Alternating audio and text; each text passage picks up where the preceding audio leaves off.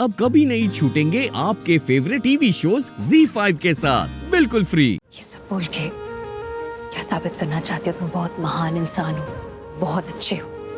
हाँ, ये साबित करना चाहता हूँ मैं। इतने साल हो गए, सब कुछ बदल गया, पर एक बात अब भी नहीं बदली। तुम अब भी ताना नहीं समझते ना रणबीर? जी, क्या कर रही हो? मार लिया ताना, दिखा दिए तेवर तुमने। कुछ देर के लिए इन सबको बगल में रखो और मुझसे नॉर्मली 1 मिनट के लिए बात कर लो। नहीं, नहीं करूंगी।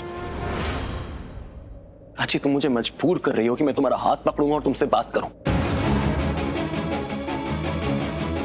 और जिस मेंटल स्टेट में तुम अभी हो ना, तुम मेरी कोई बात नहीं समझोगे।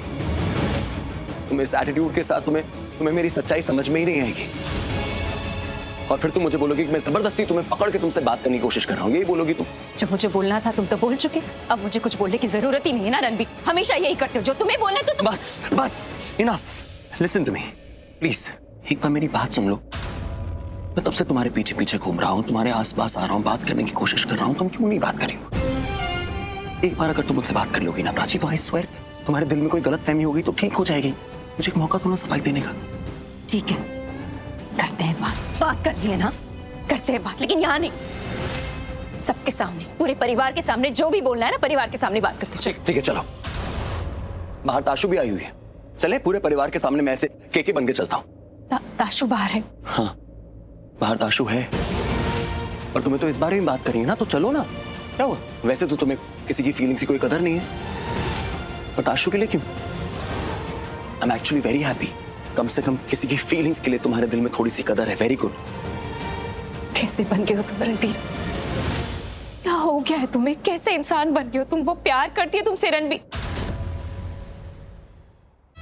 ठीक है, तुम मुझसे बात करोगी कि नहीं करोगी प्राची? Tell me. किस हक से ये सवाल पूछ रहे हो तुम मुझसे? फिलहाल तो सिर्फ और सिर्फ इंसानियत के हक से पूछ रहा हूँ, सिर्फ। उसके बाद क्या? तुम बात करोगी कि नहीं करोगी? क्या बात करनी है? मुझे अपनी सफाई देनी है। तुम? मुझे कोई सफाई नहीं चाहिए।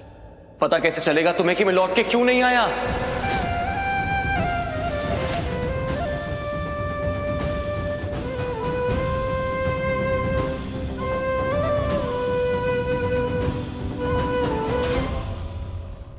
आरवी को मैं जानता हूं विकी, अच्छी तरह जानता हूं उसे।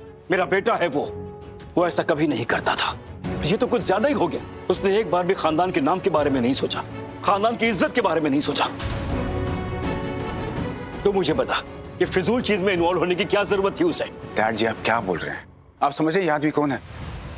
नकली नोटों की डील करता है ये आदमी।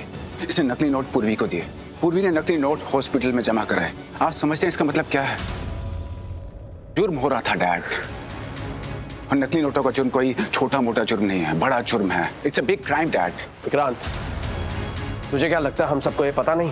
हाँ, हम ये सब जानते भी हैं और समझते भी हैं, लेकिन फिलहाल बात हमारे खानदान के नाम और इज्जत की, और इस सब में ना हम भी ड्रैग हो रहे हैं। तेरी समझ में ये बात आ रही है या नहीं?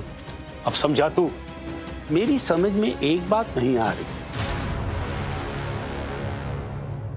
सुखी मोनिशा का नाम क्यों लेगा? ZEE5 ऐप डाउनलोड करें और देखें सारे एपिसोड्स बिल्कुल फ्री।